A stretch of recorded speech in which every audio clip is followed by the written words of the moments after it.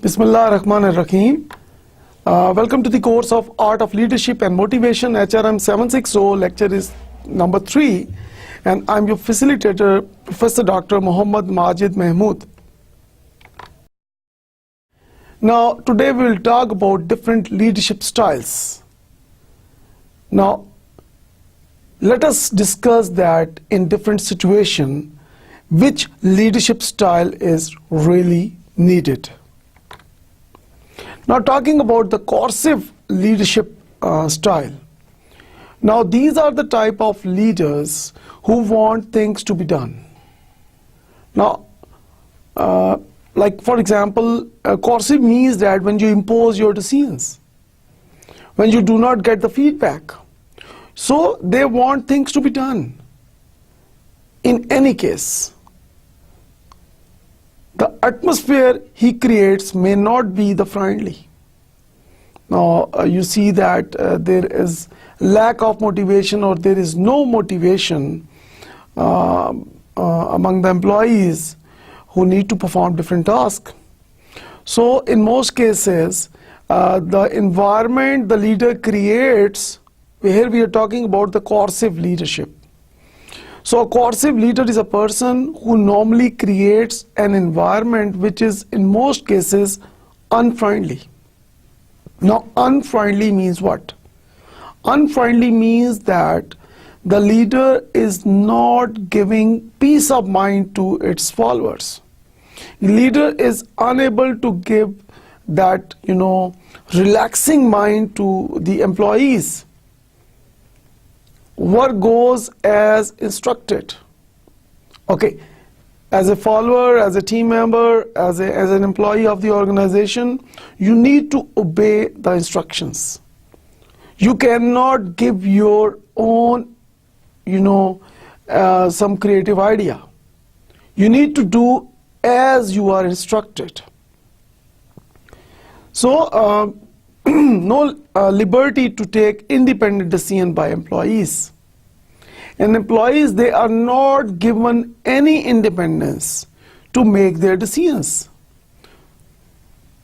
It helps people break unsuccessful habits and make them work well. And normally, coercive leadership style is used where people have, some bad habits or some unsuccessful habits, and this coercive leadership style tries to break those unsuccessful habits of employees and make them work well. Now, when we look at this coercive leadership style, what comes in your mind? Okay, overall, when we look at this type of leadership style, it means that the overall environment is unfriendly. Or I would say that in most cases, the environment becomes, I'm talking about the working environment becomes unsupportive in most cases. Now, when we talk about the achievement of individual goals, when we talk about the achievement of organizational goals, now how goal achievement is possible without creativity and innovation? So we always say that we need to be more efficient, we need to be more effective. Now, जैसे हमने पिछले lecture में बात की थी कि how do we differentiate efficiency and effectiveness? आपके ज़हन में क्या आ रहा है?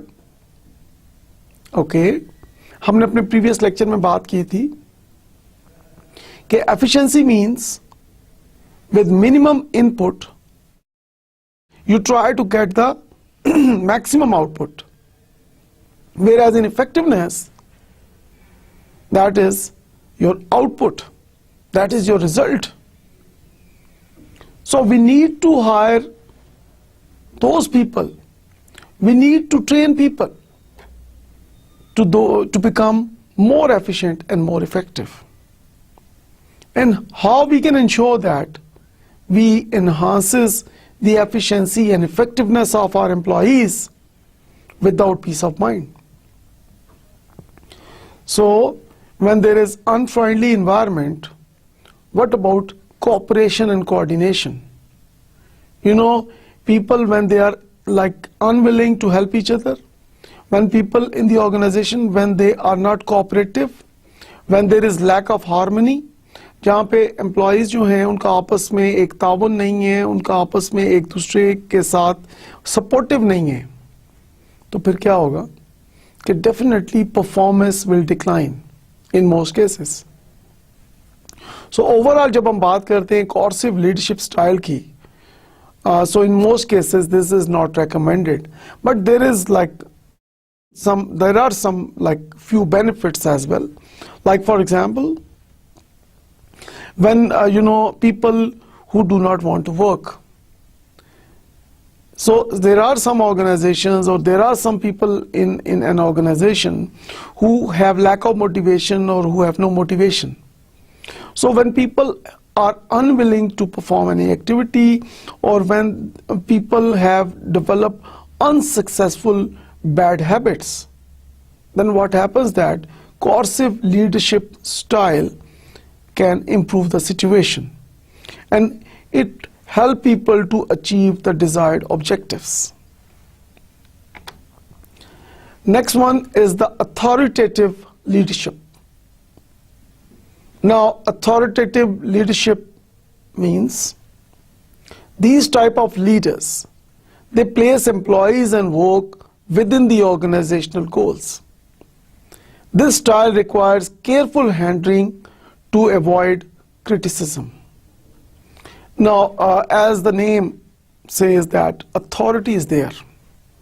So leader uses his authority to place employees and work within the organizational goals. So nobody is allowed to think beyond the organizational goals. Everybody has to be within the parameters of the organizational goals. So if there is some new idea or the creative idea, if somebody talks about new working method, they are not encouraged because they are not allowed to think beyond the organizational goals.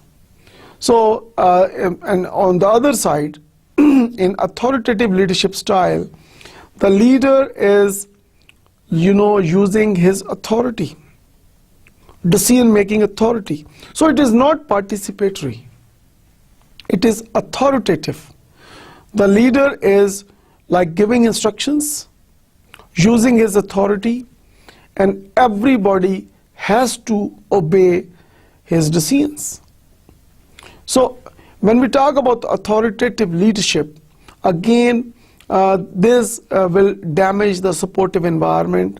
Again, the environment, I believe that in this type of environment where there is authoritative leadership, there is a lack of peace of mind.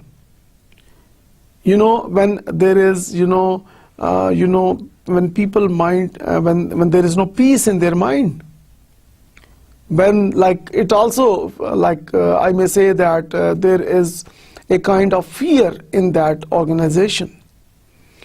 So जब लोगों को काम करते हुए डर लग रहा है, when they are like, for example, they have this fear attitude. So what happens that their attention, their focus only on the goals and not beyond those goals, or they are not moving towards new ideas.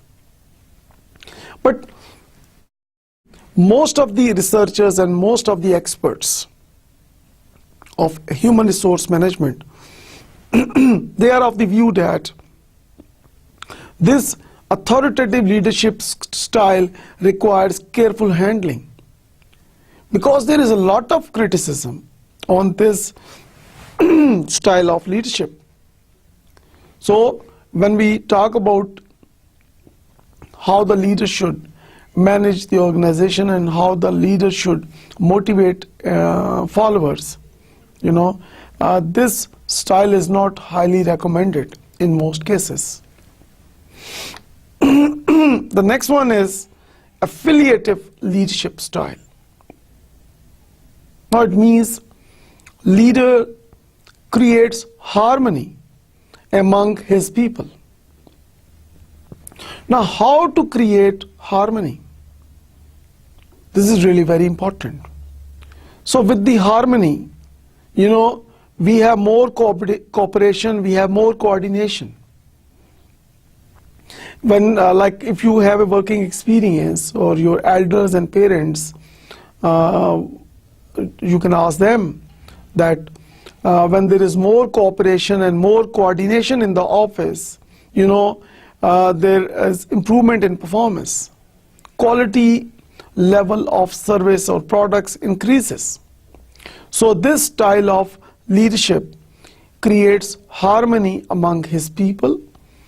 Leader share ideas, builds trust, and communicates frequently. Now, sharing of ideas is really very important. Because of affiliation between the leader and the followers, they share ideas. Now, sharing idea means that it is not only the leader who is sharing idea, he or she is also getting new ideas from his followers. So it is a two-way sharing of ideas. When we say that 1 + 1 is equal to 11, that is only possible when we are sharing our ideas. And when we share our ideas, of course, we move towards enhanced performance, better quality. It builds trust. Of course, trust is the key. When we have, trust on our employees, and when employees trust their leaders, that is really a wonderful environment. That is really highly supportive environment. So when we have trust among each other, then of course we are willing to, do more. We are, satisfied more, and we become loyal and communicates frequently. So in this type of affiliative leadership style, there is a frequent communication between the leader and the follower. So it is not like this that leader and the follower, they have meetings after 1 month or 2 months or 3 months or maybe a year. In affiliative leadership style, there is a frequent communication between the leader and the follower. They have frequent meetings, formal, informal discussions. So that is why there is sharing of ideas, and there is, it builds and strengthens trust among the employees and the leader as well. Looks at people as precious resource. Very important point. So when we talk about people, we are talking about human resource. So people here means that all the persons who are working for the organization at any level, they are called the human resource. And when we talk about resources, as you know that there are 4 types of resources: human resource, financial resource, physical resource, and information resource. So these are the 4 types of resources. Now, human resource, as we already discussed, that all the persons who are working for the organization at any level, they are called the human resource. Then the financial resource, money, the capital, the investment you put in your organization in order to meet your responsibilities, like towards salaries of employees, providing them benefits, providing them rewards, buying raw material, paying your suppliers, paying taxes, etc., etc. So you need to have financial resources in order to run your organization.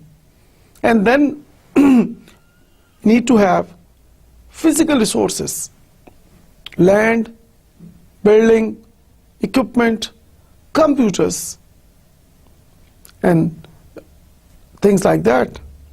And then finally, information resources, television, radio, newspaper, magazines.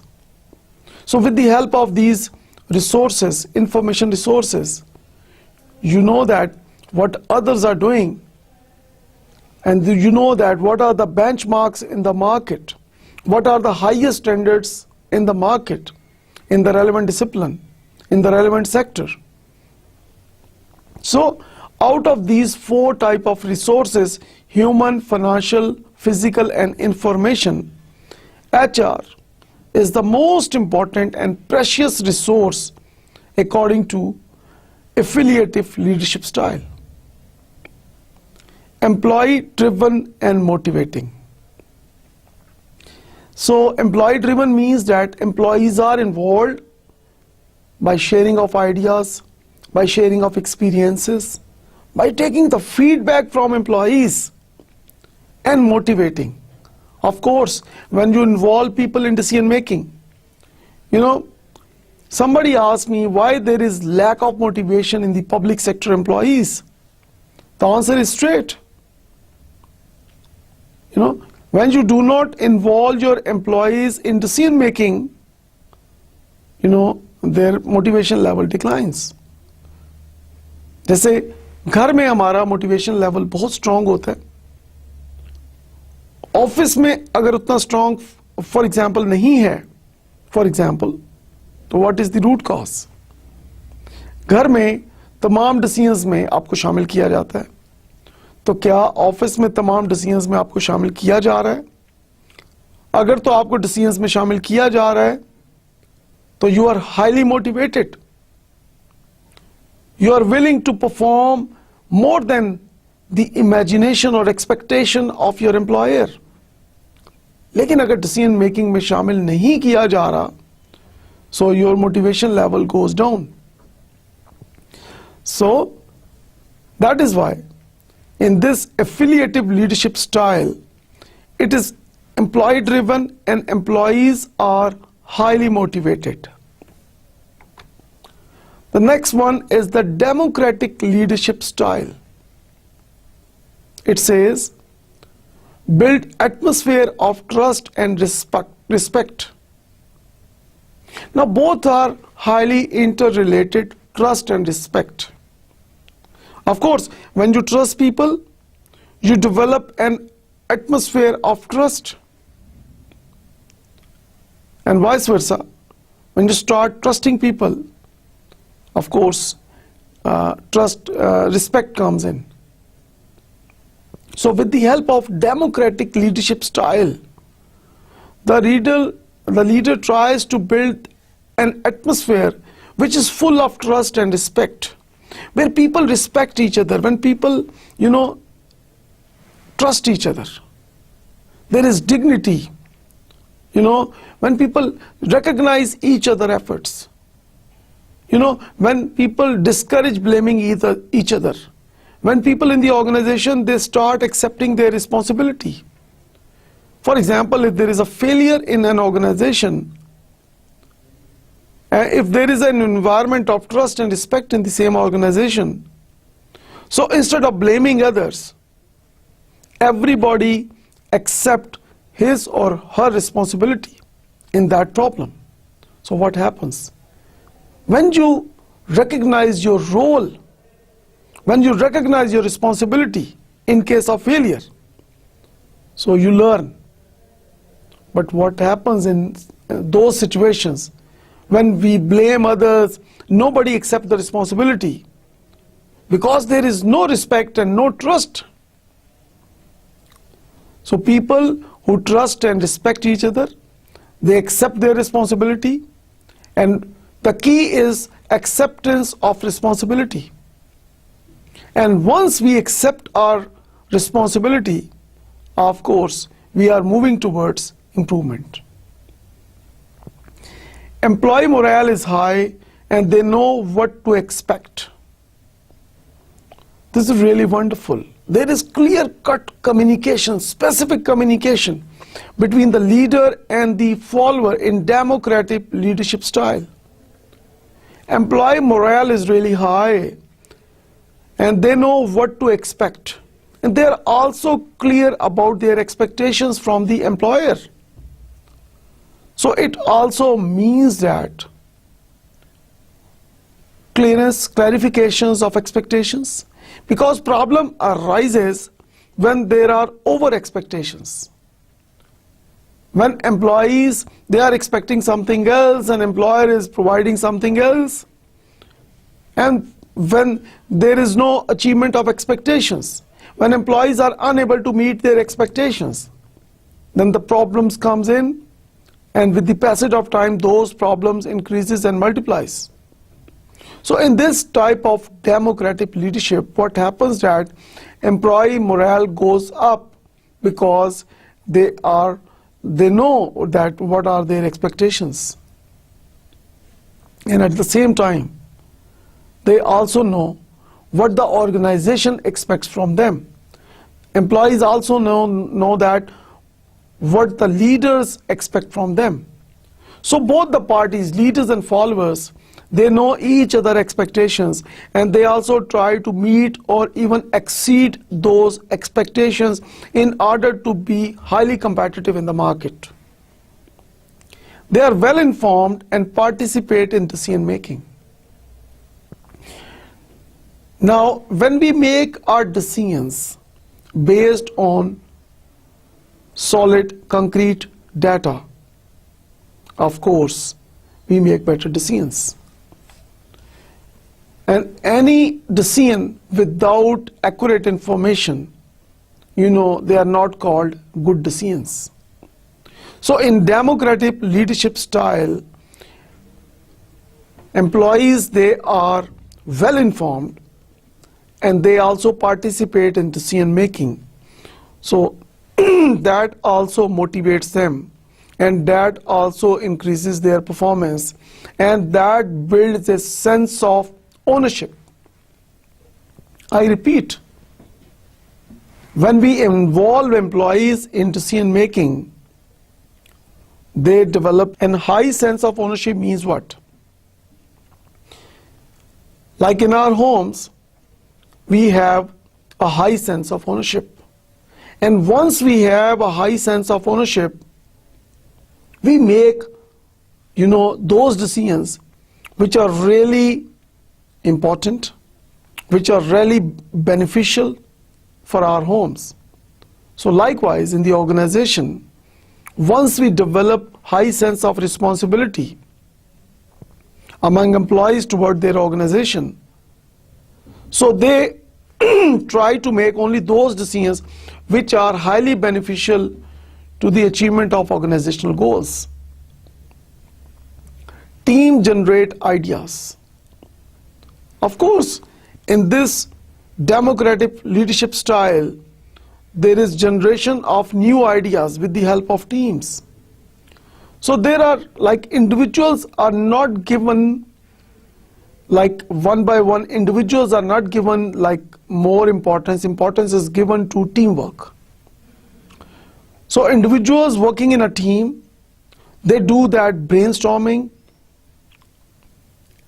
and they, with the help of harmony, with the help of respecting each other and trusting each other, they give their most sincerest point of view. And when there is participation is high, of course there is more brainstorming, and it helps the team to generate creative ideas. And creativity leads us towards innovation. Now here I would like to ask you one thing. How do you differentiate creativity and innovation? Okay, what is the difference? Okay, everybody is creative in this world. Everybody. You ask anybody, they will give you hundreds of, ideas. So, but when you put a filter of practicality and benefits.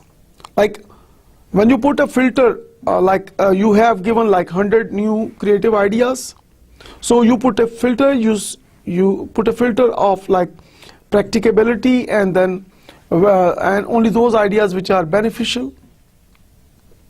So those ideas which are practicable, those ideas which are beneficial, those ideas move towards innovation. So there is generation of ideas, wonderful ideas in this democratic leadership style. There will be time-consuming meetings. Since in democratic leadership, you are giving importance to all of your employees equally. So there is a lot of brainstorming, discussion, everybody is participating. So when everybody participates, of course we have time-consuming meetings. So there are long meetings. You spend too much time on meetings. So on one side, we are moving towards creativity and innovation. On the other side, we are spending too much time. Everyone cannot be satisfied. Okay, one criticism on this democratic leadership style is all employees cannot be satisfied.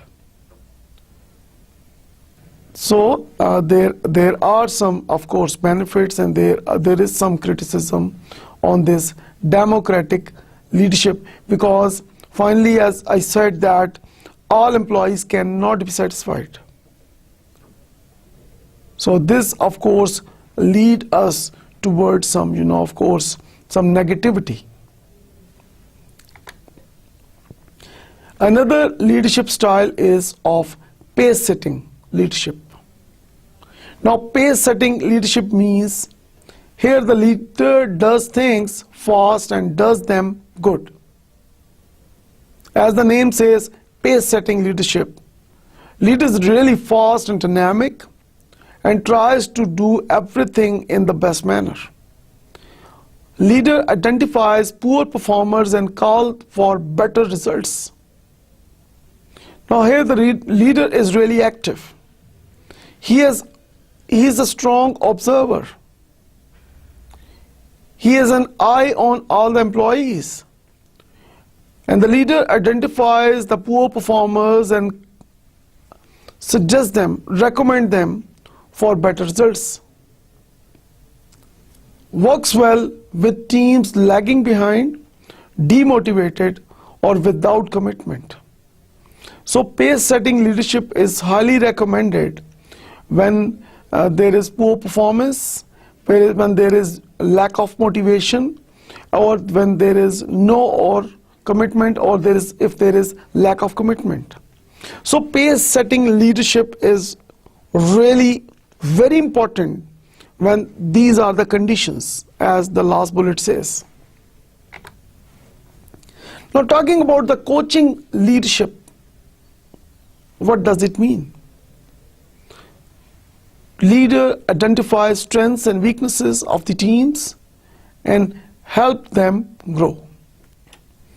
Now, this is really the most important thing to be done by a good leader, that identify the strengths and weaknesses of team and help them grow.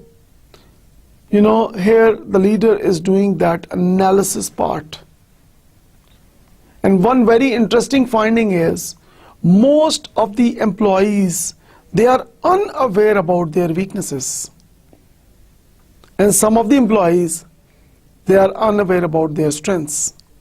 So this kind of analysis of strengths and weaknesses of employees is really very important, and it is on an ongoing basis in this coaching leadership style. So how to identify the strengths and weaknesses? There are different methods. For example, one popular method is of questionnaires. You give questionnaire to your employees, they fill it, and then you know that what are their strengths and weaknesses. Or the other method is you observe You observe your employees and you know that what are their strengths and weaknesses. And sometimes you need to go for an interview. You sit with your employees one-to-one, you talk to them, have a dialogue, and as a result of that interview, you know what are their strengths and weaknesses. So these are some important methods of knowing the strengths and weaknesses of your employees. Another important method is focus group method. Here, you invite a group of people. They sit together in a room or in a hall, and then they talk about strengths and weaknesses. And based on the feedback from that group, you make your decisions. So once you know the strengths and weaknesses of your employees, you identify the root causes of the weaknesses, and based on the root causes of the weaknesses, a leader in this coaching leadership style suggests corrective measures. Delegates extensively to convert employee into leaders. Now this is really wonderful part of discussion now. In coaching leadership style, the leader delegates extensively, and the purpose is to convert employee into leaders. Now this is really an ideal form of leadership when we talk about this point, because as earlier we discussed that, we can always improve motivation of our employees when we delegate. So sense of ownership को कैसे create किया जाए? That is only possible when we delegate. And delegate what? Our decision-making power, our authority. So when we start giving importance to our employees, when we delegate, when we empower our employees, it helps our employees to become leaders. And then it is useful when employees are aware of their strengths and develop their leadership. Now, very important that with the help of coaching leadership, employees are able to do their self-analysis with the help of their leader. And of course, once they know their strengths and weaknesses, it becomes easy for them to overcome their weaknesses and expand their strengths. So as an overall, when we look at coaching leadership style, what comes in our mind? So this is one of the good leadership styles. When you are involving your employees in decision making, when you are delegating your decision making authority to your employees, and the real purpose of coaching leadership style is to convert employees into leaders.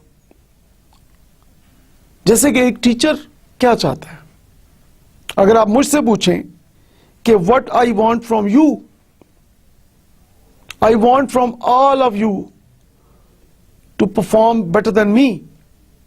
I want all of you to do good things better than me. So that is the real responsibility of an ideal leader, to convert his followers into leaders. Now talking about the transformational leadership style, it says the process whereby an individual engages with others and creates a connection that raises the level of motivation and morality in both the leaders and followers. So let's look at it in more detail. There are certain characteristics of transformational leadership. Rodrigo defines the characteristics as charismatic, visionary leaders who transform organizations through empowering followers. So we also call them the charismatic leaders. We also call those transformational leaders as visionary leaders who transform organizations through empowering followers. So now you see that how important it is to empower your employees and how one can empower his employees in an organization. Give your employees, give your followers decision-making authority. Give them independent tasks. Give them work to do, but don't tell them how. Let them use their own thinking. Let them use their own methods. So this will not only help the organization to improve the overall quality of the work, but at the same time, you will come up with unique methods of working. Problem arises जब आप employ को काम देने के साथ साथ उसको ये कहते हैं कि इसको करने का ये तरीका है. Yes, of course, if the employee asks you how to do it, then of course you need to tell your employees. But if the employees want the things to be done in their own way, you should encourage your employees. And by encouraging your employees, you are empowering your followers, and when you empower your followers, this leads to wonderful performance. And that is one of the major characteristics of transformational leaders. Another characteristic of transformational leader, according to Ron Riggio, is leaders who bring out the best in followers and develop them into leaders. According to research, most of us are using 7 to 10% of our real potential. What about the remaining 90% of our potential? So most of us do not bring out the real potential. Allah Ta'ala ने जो हमें एक wonderful potential दिया है, कहते हैं अशरफुल मखलूकात, तो अल्लाह ताला ने हमें इतना वंडरफुल पोटेंशियल दिया है, उस पोटेंशियल को हम बाहर लेके आए तो we can give wonderful results. And transformational leaders, they try their best level to bring out that hidden potential. Every human being is unique. Every human being is a wonderful person. So transformational leader, they bring out the best in people. And when they bring out the best in people, of course, they are able to set the highest benchmarks in the world. Leaders who motivate and challenge teams to perform at levels beyond expectations. Now this is really very important. You need to do something beyond the imagination, beyond the expectations. No, these days when you talk about major competitors, you will see that there is survival of the fittest. Look at the telecom sector of Pakistan. Different companies are performing in the telecom sector of Pakistan, and they are having the tightest, toughest competition in the market. Survival of the fittest. So a company that is able to do something beyond expectations of its customers can lead in the market. So how this is possible? This is only possible with the help of motivation and encouragement of your teams. So transformational leaders, they not only motivate their followers, they also challenge their followers to do something beyond the expectations of its target market, beyond the expectations of their supervisors. So when we overall look at the transformational leadership style, this is really highly recommended, because this type of leadership style tries to bring out the best in you.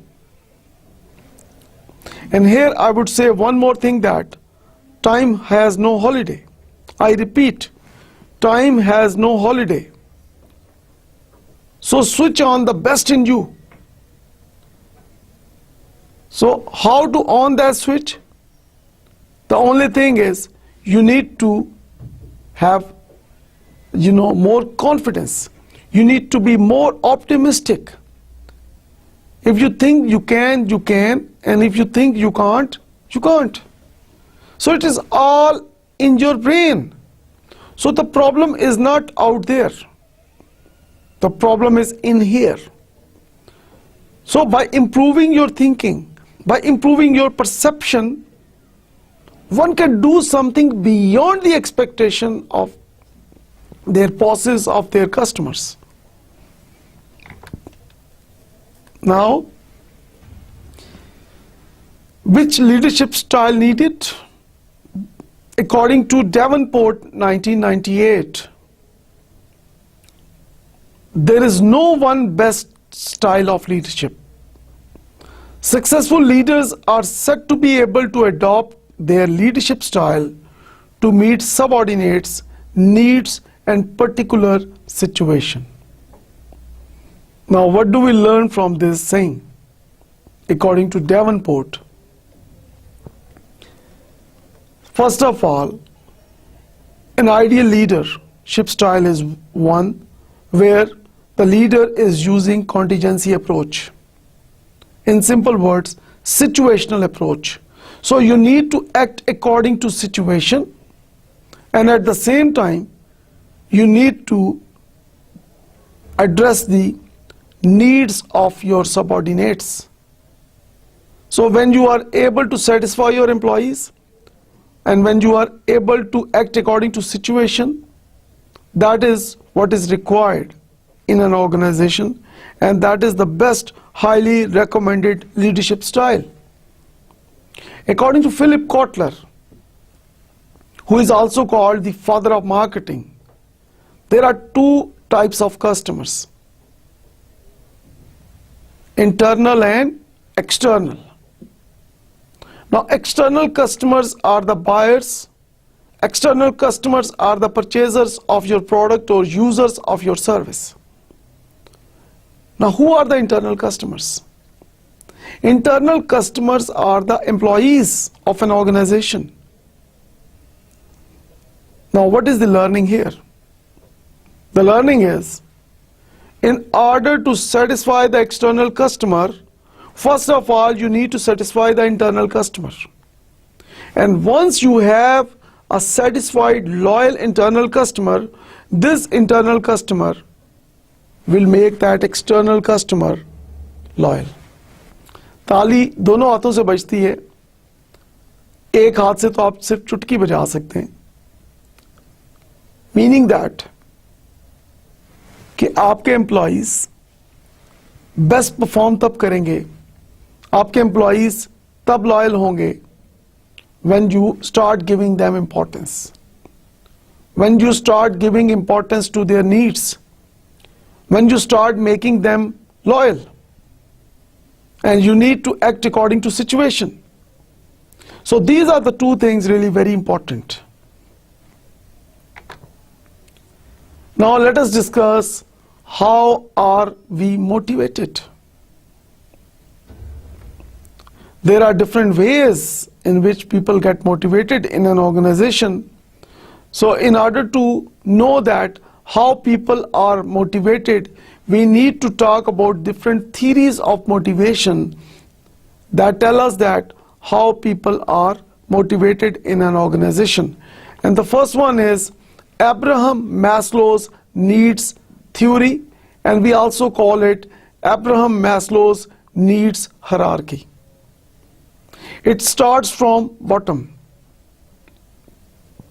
The first stage is called physiological need, then is the safety needs, then social needs, then self-esteem needs, and finally self-actualization needs. Now, according to Maslow, this need theory starts from the bottom. And the basic idea behind this theory is कि when you are trying to satisfy your employees in an organization, when you are trying to motivate your employees, first of all, you need to see that on which level they stand at present. Okay, first we will discuss these 5 stages of Maslow's needs theory. The first one is called physiological needs. Now, physiological needs of employees includes water, food, so anything which is required for their survival is called physiological need. Then safety needs. After satisfying the physiological needs, employees, what they need is, they need job protection, they need shelter, they need safety. And once employees get that safety, once employees meet their safety needs, they move towards the next level, and that is of social needs. Nobody can live alone. Everybody needs friends and family. So that is what employees want. They need to have harmony, they need to have cooperation, coordination. They need to develop and strengthen relationships in their offices with their colleagues, with their juniors, with their seniors, with their bosses, with their leaders. And after satisfaction of social needs, employees move towards self-esteem needs. And self-esteem needs include like big office, big car, big home, recognition. People know you, you become a celebrity, things like that. And after satisfaction of self-esteem needs, moves towards self-actualization needs. And self-actualization need means that you want to work for the welfare of others. So by satisfying others, by helping others, you fulfill that need, self-actualization. So according to Maslow, it is a step-by-step process. So first of all, as a leader, as an employer, if you want to motivate your employees in order to improve your efficiency and effectiveness of your organization, first of all, you need to see that कि आपका employee कौन से level पे है. सो जो employee जिस level के ऊपर है, फॉर एग्जांपल कोई एम्प्लॉई फर्स्ट लेवल पे है, कोई 2 पे है, कोई 3 पे है, कोई 4 पे है, कुछ 5 पे हैं, तो जो एम्प्लॉइज जिस लेवल पे ऊपर इस वक्त हैं, उनको मोटिवेट करने के लिए ज़रूरी है कि आप नेक्स्ट लेवल की उनकी नीड को जब सेटिस्फाई करेंगे तो those employees can become more motivated, highly motivated. The next theory is called Goal-Setting Theory. Now, talking about goal-setting theory, we talk about specific goals and difficult goals. So whenever we have the specific goals and whenever we have the difficult goals, that increases employees' performance. So for higher performance and for better performance, we need to have specific and difficult goals. अगर आपके goals जो हैं बहुत simple हैं, easily achievable हैं, तो उसमें आपकी लर्निंग भी कम है और वो आपकी परफॉर्मेंस को इन्हांस नहीं कर रहे, आपकी लर्निंग को इन्हांस नहीं कर रहे, आपकी क्वालिटी को इंप्रूव नहीं कर रहे. So try to set specific and difficult goals. Here I would recommend that the leader or the employer, they need to set goals, their difficulty level like gradually. Do not try to set unrealistic goals. Try to set difficult goals by step. First like easy goal, then medium level, and then of course the high level difficult goals can enhance the performance. So it should be done gradually. Now talking about the equity theory of motivation, it says the equity theory was first discussed in early 60s by J.S. Adams, Equity theory was a practical explanation for why employees perform the way they do. Now, this equity theory tells us that how people perform and why they perform at a certain level. Why some people put in their best efforts in office work, and why some people do not put in their best effort in their organization. Now, an employee, जब हम बात करते हैं equity theory की, an employee compare his/her job input outcome ratio with that of relevant others and then corrects any inequity. Now, this is really very important कि employee हमेशा compare करता है कि मैं अपनी organization में क्या input कर रहा हूँ, मैं कितनी effort कर रहा हूँ और मुझे reward क्या मिल रहा है, और उसको कंपेयर करता है रेलेवेंट और ऑर्गेनाइजेशंस के साथ जहां पे सिमिलर जॉब्स के ऊपर लोग क्या इनपुट कर रहे हैं और उनको क्या रिवॉर्ड मिल रहा है. So employees are motivated when their perceived inputs equal outputs. और एम्प्लॉय बहुत ज्यादा मोटिवेटेड हो जाते हैं जब वो ये फाइंड आउट करते हैं कि उनका इनपुट आउटपुट जो है या इनपुट और रिवॉर्ड जो है वो बाकियों के बराबर है. लाइक फॉर एग्जांपल जो मेजर कंपेटिटर्स हैं आपके ऑर्गेनाइजेशन के, तो वो भी अपने एम्प्लॉइज को इनपुट और उनका जो रिवॉर्ड है उसके मुताबिक उनको रिवॉर्ड्स दे रहे हैं जो उनके इनपुट के मुताबिक है. And if you are getting almost the same kind of reward with the help of your same input ratio, you are highly motivated. Now, talking about McLean motivational needs theory, there are three needs: achievement, affiliation, and power. Now, people are highly motivated because of sense of achievement. Now, this is really very important. Higher the sense of achievement, higher the performance we can expect from our employees. And low the sense of achievement, low performance we can expect from our employees. So according to McLean, sense of achievement is there when people perform their best level. Affiliation. So the more affiliation you have with the organization, the more affiliation you have with the vision, mission and objectives of an organization, the more loyal you are with the organization, the much better performer you are in the organization. So your motivation depends on your affiliation with the organization, affiliation with your work, affiliation with your responsibilities, and of course affiliation with the people who are working in the same organization. And then talking about power, of course people love to have power. They need to have decision-making power.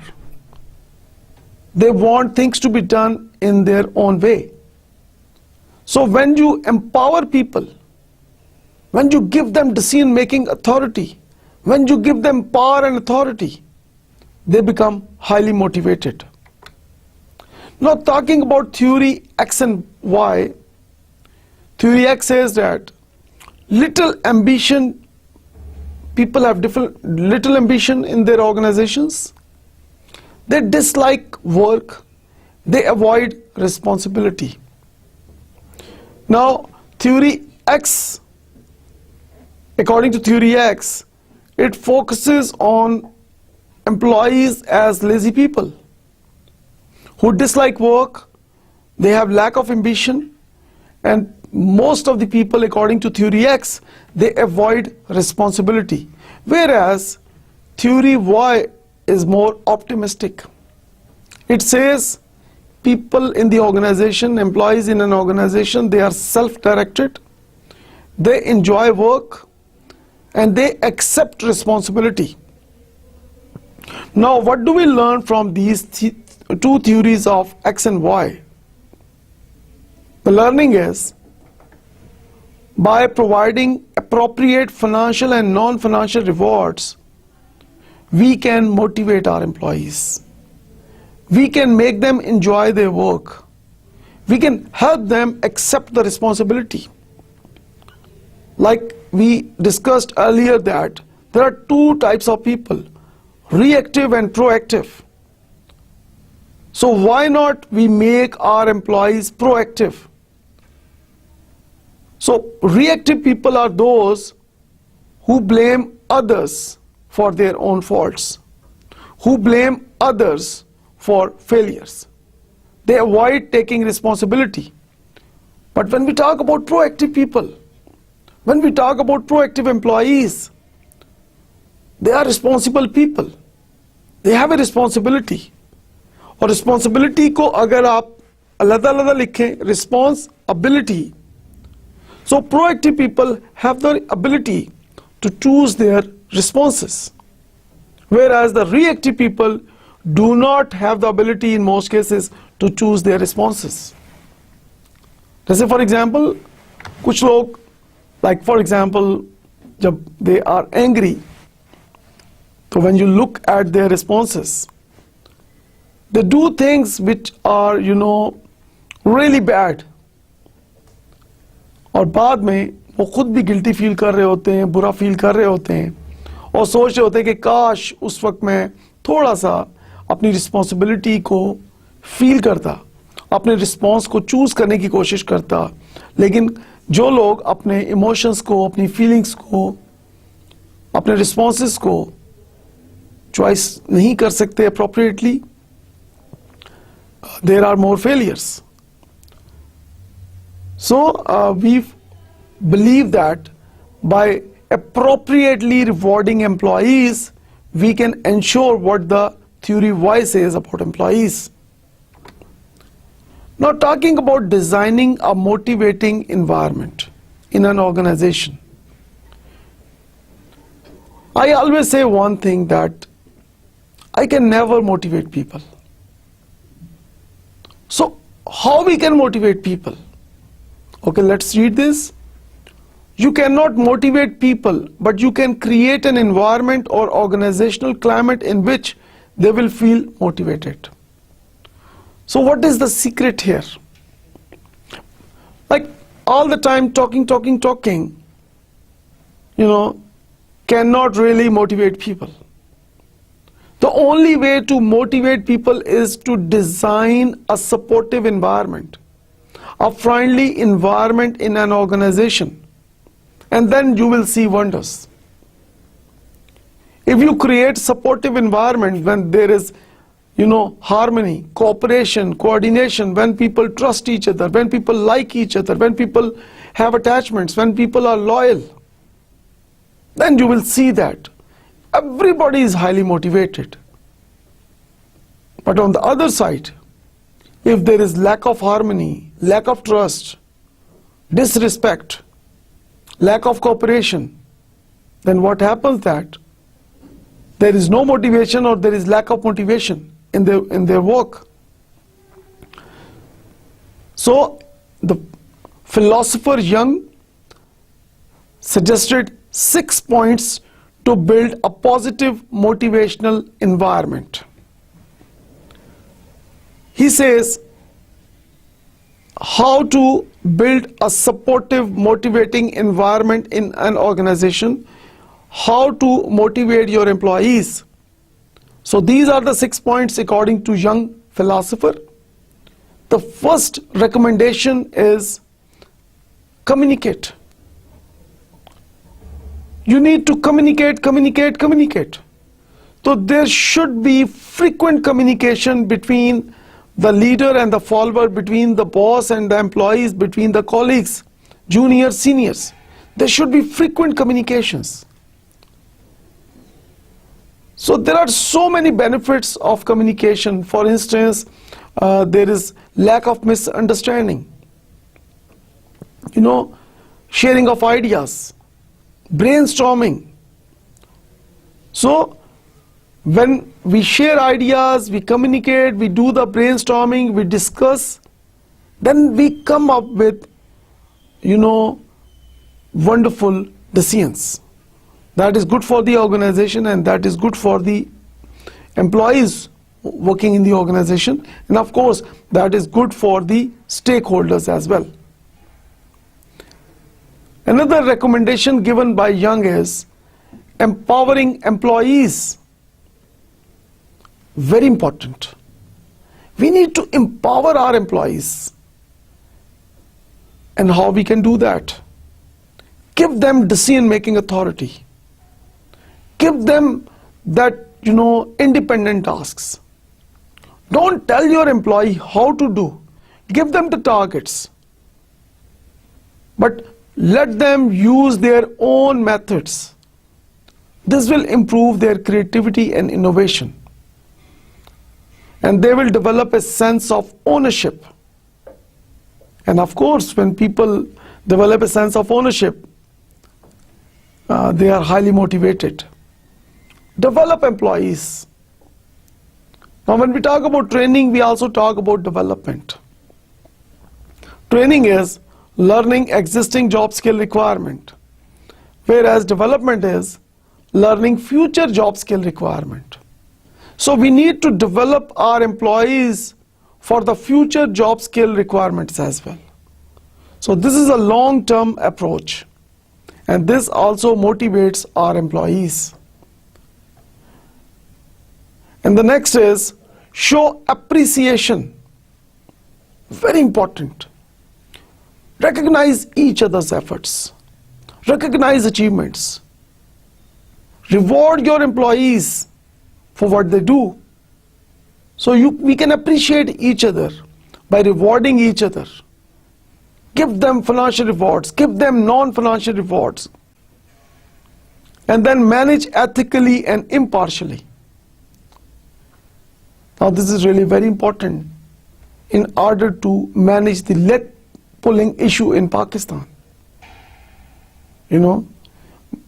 So when there is transparency and when ethical decision making is there and when there is no biasness, the result is improved motivation among employees towards the achievement of organizational goals. And finally, Young says that promote workplace wellness. Of course, you need to make your workplace more comfortable.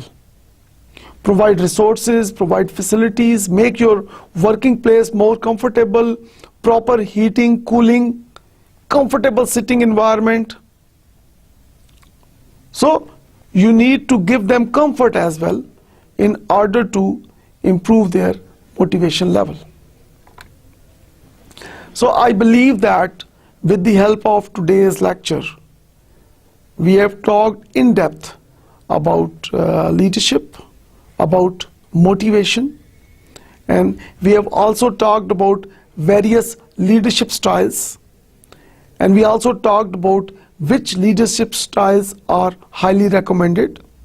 And the finding was the leaders who address the needs of their employees, who address the needs of their followers, and leaders who act according to situation, they are the best leaders. And then we also talked about how we can motivate our employees. So in this regard, we have talked about different theories of motivation. So I hope कि आज के lecture से आपने बहुत learn किया होगा. Thank you very much. Inshallah, see you all in the next lecture. खुदा हाफिज.